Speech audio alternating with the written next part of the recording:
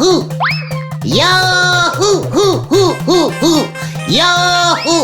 গুলটে মামা এমন বেশে কেসটা কি গো? বুঝলি, সে অনেক দিন আগেকার কথা। আমি তখন থাকতাম হাতুড়ি পোঁতা গ্রামে।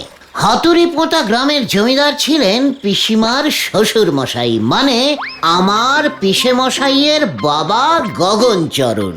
জমিদার গগনচরণ আমাকে দেখলেই খচে যেত, সময় পেলেই আমাকে দিয়ে হাত পাটে পাত।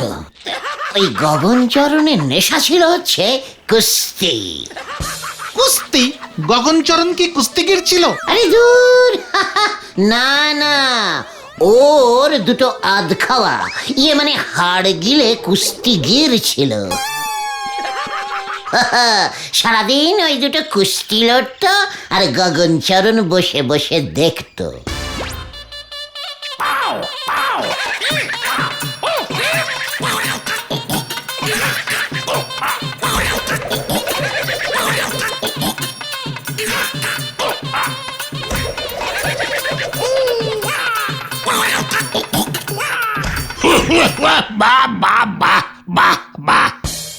বাপ, এবার সেরে দেন, আর পারছি না। সকাল থেকে শুধু 10-12টা ছোলা খেয়ে আছি, সঙ্গে গুড়ও জোটেনি। দুধ দেন না, বাদাম নেই, গায়ে জোর আসবে কেমন করে? দুপুরে তো দেবেন 3টে করে বাসি রুটি। ওদের বেশি খেললে শরীরে চর্বি জমবে, এত খাই খাই করিস না, প্র্যাকটিস কর। সামনের সপ্তাহে বড় আধুলি গ্রামে কুস্তির প্রতিযোগিতা। দেশ বিদেশ থেকে বাঘা বাঘা সব পালোয়ানেরা আসবে, তোদের নিয়ে যাব আমি, তোরা লড়বি। না না না, আমি যাব না। আমিও না, দেহে যতটুকু প্রাণ আছে ততটুকুও বেরিয়ে যাবে, আমি পালাই। আমিও। তোর জন্য ওরা পালিয়েছে, তুই না থাকলে তোর খাওয়াটা তো ওরাই পেত, হতচ্ছাড়া। তাই বড় আধুলি গ্রামের কুস্তি তুই লড়বি, মনে থাকে যেন এটা আমার হুকুম। তারপর তো ভাই কি সেই করুণ কাহিনী।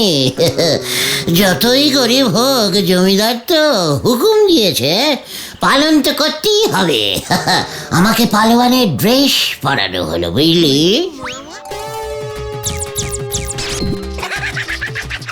ওদিকে পিসিমা তো কেঁদে ভাসাচ্ছে। সবাই জানতো আমি আর ফুল বডিতে ফিরবই না। আমার ঘেঁটিটা ধরে নিয়ে রওনা হলো গগনচরণ। তারপর তুমি সেই কুস্তির প্রতিযোগিতা লড়লে? আমার তো তখন আর কোনো উপায় ছিল না রে ভাই।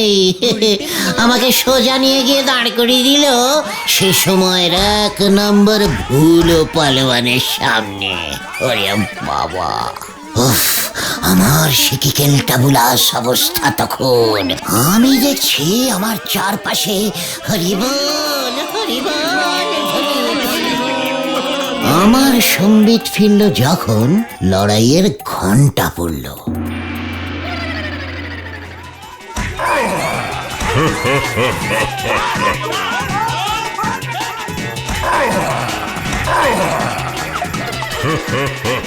আমি ধপাস হয়ে পড়তেই ধ্যান ফিরল।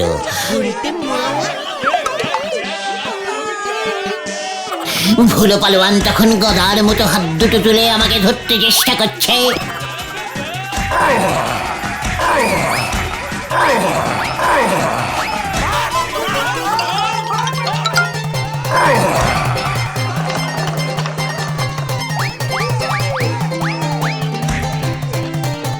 জিতে ফিরতে হবে, ও থোটা মুখ ভোতা করে দে, নয়তো সব ছোলা গুড়ের পয়সা তোর থেকে উসুল করব।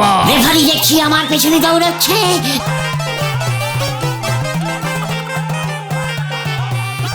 আমিও বললাম, অব্বুলিশ, আর খেলবো না, লড়ে যা।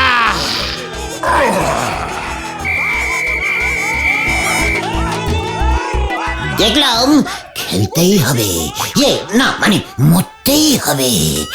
আর মরতে যখন হবে তখন এভাবে কিছুতেই দাঁড়িয়ে দাঁড়িয়ে ওই ভুলোর হাতে মরবো না। লড়ে যা, ঠ্যাং খোঁজা করে দেব যদি ওখান থেকে না লড়ে পালিয়ে আছিস। লড়ে যা। আমারও হঠাৎ করে একটা বুদ্ধি এলো মাথায়।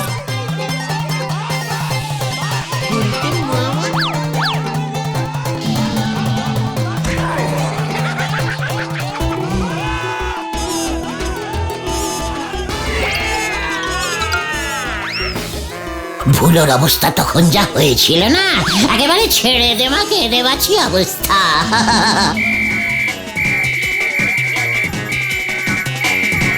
তখন দেখি রেফারি আমার ঠ্যাং ধরে টানছে, আর আমিও ভুলোর গোপ ধরে টানছি। কি কেলটা বুলাচ্ছি।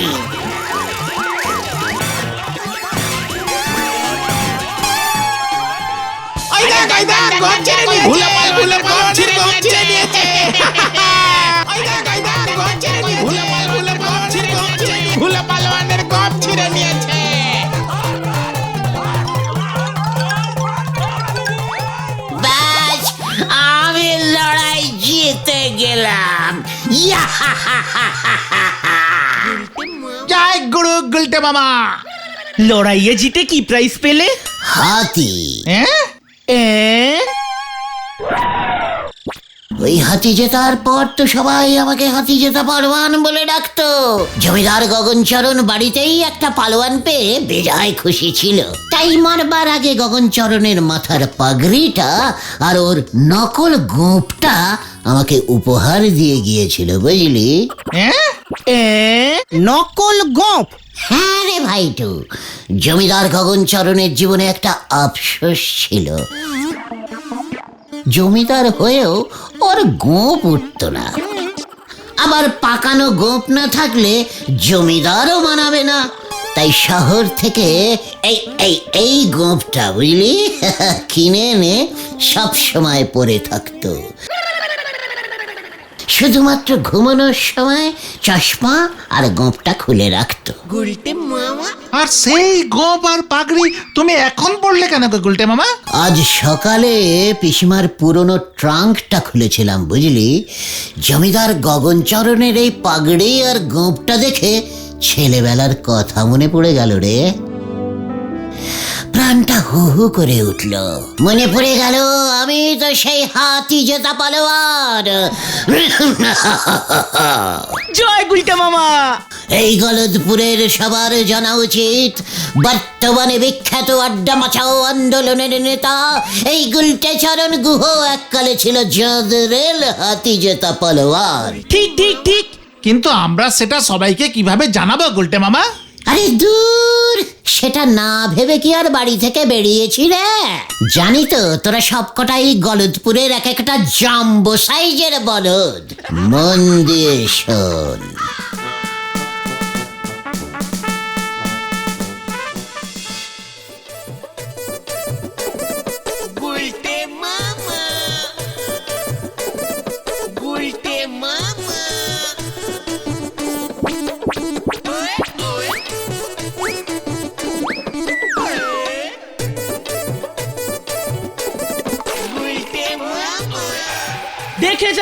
দেখে যান হাতি জেতা কুস্তিগির। দেখে যান গলদপুরের একমাত্র কুস্তিগির পালোয়ান আমাদের গুলটে মামা। ইয়ে মানে হাতি জেতা পালোয়ান। দেখে যান সবাই, দেখে যান। ওয়ে বাপ রে বাপ, গুলচে আবার পালোয়ান হলো কবে? হাতি জেতা না ছাই পালোয়ান? এই চেহারায় কুস্তি মস্করা করার আর জায়গা পাওনি তোমরা। একদম সত্যি কথা। গুলটে মামা কুস্তি লড়ে হাতি জিতেছে। বিশাল পালোয়ান। দেখে যান, দেখে যান, দেখে যান। ওরে বাপজি বাপ,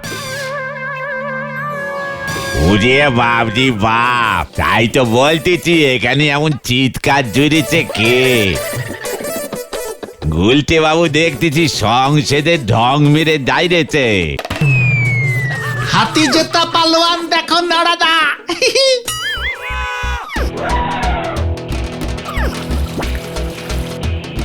এক কাপ চা খাও দেখি পালোয়ান গুলছে বাবু। রোদের মধ্যে দাঁড়িয়ে আছো, চা খেলে মনে বল পাবে। আমার সারা শরীরে এখন বল রে।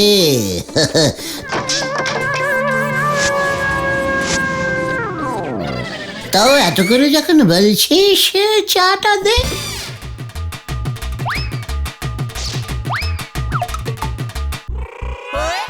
আসুন আসুন, বিনা পয়সায় পালোয়ান দেখুন। এ পালোয়ান দেখবো, চল চল চল পালোয়ান দেখবো। এ পালোয়ান এসেছে, পালোয়ান দেখবো, পালোয়ান। আসুন আসুন, শেষ সুযোগ, শেষ সুযোগ, দেখে যান। আসুন আসুন। এই নোরা, আরেক কাপ চা দিয়ে যা তো। কই কই কই হত সারাটা কই? হ্যাঁ,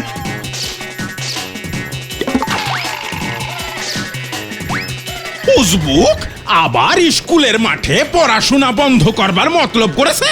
আমি এক্ষুনি বলহরি দারোগাকে খবর দেব। এ কি কেস গন্ডগোল মনে হচ্ছে। হাতি জেতা গুলটে মামা।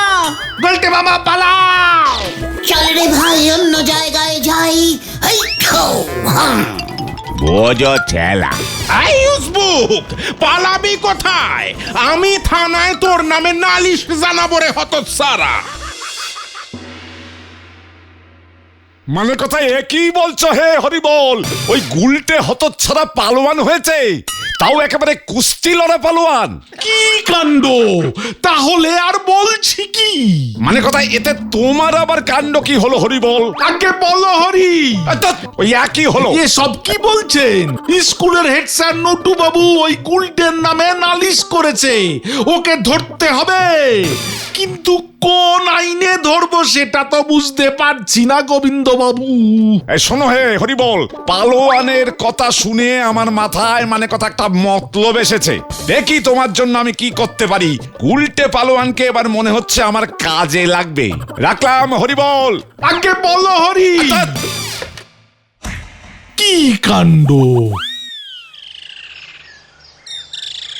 হেড স্যার নটুবাবু যে সত্যি সত্যি আমার নামে থানায় নালিশ করে দেবে সেটা তো বুঝতে পারিনি রে।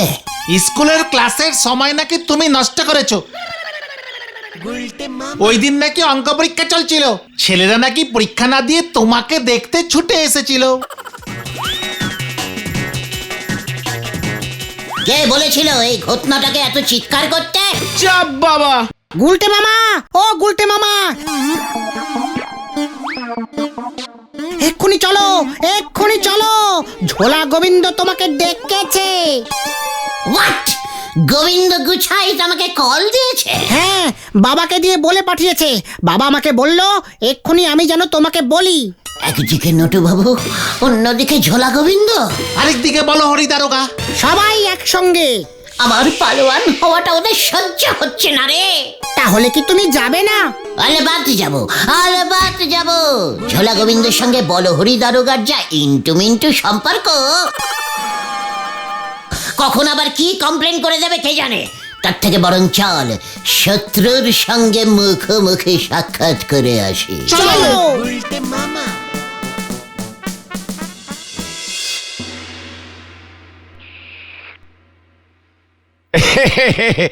মানে কথা শুনলাম তুমি নাকি হে কুস্তি লড়তে। হ্যাঁ তো, সেই ছোট থেকে কুস্তি লড়তে আমার খুব ভালো লাগে। মানে কথা হাতিও জিতেছিলে? হ্যাঁ তো, আস্ত একটা হাতি। মানে কথা 10,000 টাকা জিততে চাও? হ্যাঁ তো। বিয়ে মানে 10 মানে কোথায়, কিভাবে, কে দেবে? মানে কথা আমি দেব। ইয়ে মানে আপনি মানে 10,000 দেবেন? কেন, আমি কি করেছি? না না না না, এখনো করনি। মানে কথা তবে করতে হবে একটি কাজ। কি কাজ? আমার এক খরিদ্দার আছে, মানে কথা তার নাম গজেন্দ্র তালুকপতি, পচাপুটি গ্রামে থাকে। মানে কথা 20,000 টাকার গুড় নিয়েছিল, সেই টাকা আর দেয়নি। আজ প্রায় মানে কথা 40 বছর হতে চললো। গজেন্দ্র গুড় যখন কিনেছিল তখন ও ছিল 30 বছরের পালোয়ান। এখন প্রায় মানে কথা 70 হবে। জানি না ওই টাকায় জম্মে আর ফেরত দেবে কিনা। তা মানে কথা তুমি তো কুস্তি লড়া হাতি জেতা পালোয়ান। তা ওই গজেন্দ্র তালুকপতিকে ভয় দেখিয়ে মানে কথা আমার ওই 20,000 টাকা যদি উদ্ধার করতে পারো তাহলে 10,000 টাকা তোমার হে গুলটে। মানে কথা ভেবে দেখো কি করবে। ভাবা হয়ে গেছে। আমি আজই বেরিয়ে পড়ছি ওই পচাপুটি গ্রামের গজেন্দ্র তালুকপতির বাড়ি। হুঙ্কার দিয়ে আপনার ওই 20,000 টাকা ছিনিয়ে নিয়ে আসছি আমি। চল তোরা। আসা যাওয়ার খরচাটা আমাদের দিয়ে দেবেন স্যার।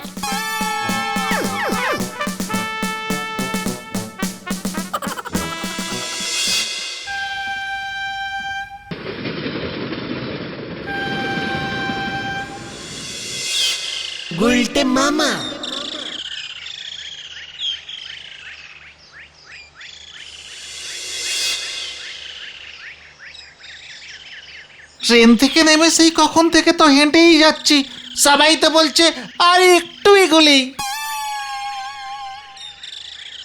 ওই লোকটাকে জিজ্ঞেস করো তো গুলটে মামা।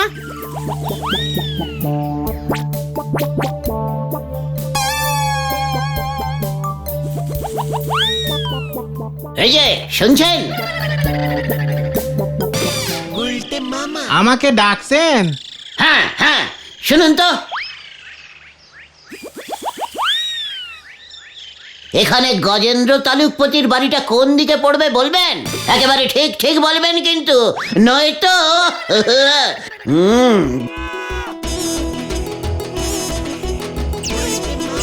দেখছেন তো আমি কে? কে? ওই গজেন্দ্র পালোয়ান? হ্যাঁ, ওর বাড়ি চিনি তো। পালোয়ান? ইয়ে মানে পালোয়ান? হ্যাঁ তো, আমি হলাম একজন হাতি জেতা মস্ত পালোয়ান। দেখলি কেমন ভয় খেয়েছে, সব ঠিকঠাক গড়গড় করে বলে দিচ্ছে। ও, আপনিও পালোয়ান বুঝি? তা গজেন্দ্র বাবুও তো পালোয়ান, যান না, গেলেই বুঝতে পারবেন। ইয়ে মানে ও কি বলছে রে? হ্যাঁ, গোবিন্দ বাবু তো বলেছিল গুলটে মামা। আমার এক খরিদ্দার আছে, মানে কথা তার নাম গজেন্দ্র তালুকপতি। গজেন্দ্র গুড় যখন কিনেছিল তখন ও ছিল 30 বছরের পালোয়ান। এখন প্রায় মানে কথা 70 হবে। এইবার বুঝতে পারছি। ঠিক আছে দাদা, আমি চললাম। এই ঝোলা গোবিন্দর মনে এই ছিল। তবে তোরা ভয় পাস না, গজেন্দ্র বাবুর বয়স এখন 70। এটাও ভুলে যাস না, ওই বুড়ো পালোয়ান আমাদের কিচ্ছু করতে পারবে না, বুঝলি? ঝোলা গোবিন্দ এতদিন ধরে টাকাটা উদ্ধার করতে পারেনি কেন তাহলে? ওরে ঘটনা, এই কথাটা তোর অনেক আগেই বলা উচিত ছিল। এখন চল, নগদ 10,000 টাকা কিন্তু আমাদের চাই। তারপর থেকে আমার নাম হবে 10,000ই পালোয়ান। Follow me.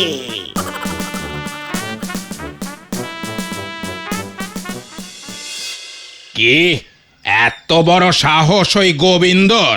এর আগে 15 জনের যা ব্যবস্থা করেছি, তোদের অবস্থাও আমি তাই করব। গজেন্দ্র বাবু, এমন কথা বলতে নেই। আমিও একজন পালোয়ান, আপনিও একজন পালোয়ান। পালোয়ানে পালোয়ানে পালাতুতো মানে মাস্তুতো ভাই। ও, তুই পালোয়ান বুঝি?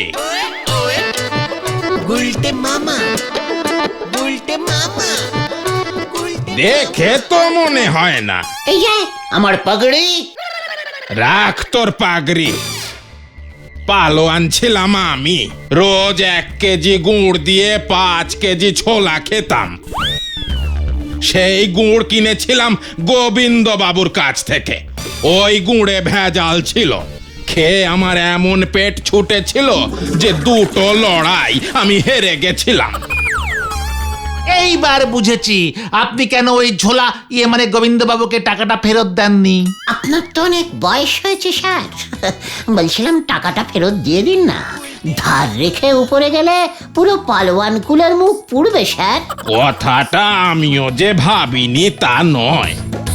বেশ, তুই যখন নিজে একজন পালোয়ান হয়ে আমার কাছে এসেছিস, তবে আমার সঙ্গে লড়ে টাকাটা নিয়ে দেখা।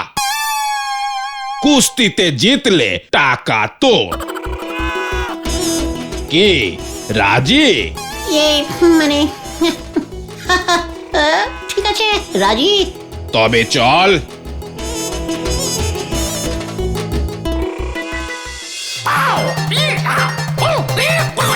এখনো ভেবে দেখুন স্যার, এই বুড়ো বয়সে কি দরকার এত রিস্কিং নেওয়ার? হাড়গোড় ভেঙে গেলে তো জোড়া লাগবে না। তাই বুঝি? তবে দেখ বুড়ো হাড়ের জোর।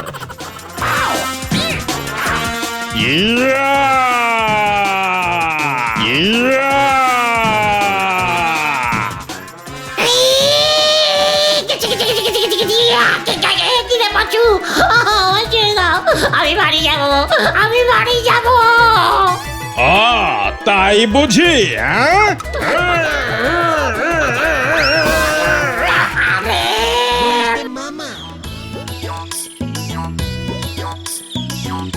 সরে যান, সরে যান, হসপিটাল কেস, সরে যান, সরে যান, সরে যান। ওরে, আমি কি বুঝেছি নাকি রে ওই ঝোলা গোবিন্দ আমাকে এভাবে ফাঁসাবে? এই পুরো প্ল্যানটাই ওই হেড স্যার নটু বাবু, বলহরি দারোগা আর গোবিন্দ বাবু মিলে করেছে গুলটে মামা, আমি নিশ্চিত। ও আমি অনিশ্চিত, আমি আর পালোয়ানিগিরি করব না রে ভাই টুকন, নরমাল গুলটে মামা হয়ে থাকবো। জয় গুলটে মামা, জয়। গুলটে মামা থাকাই ভালো রে।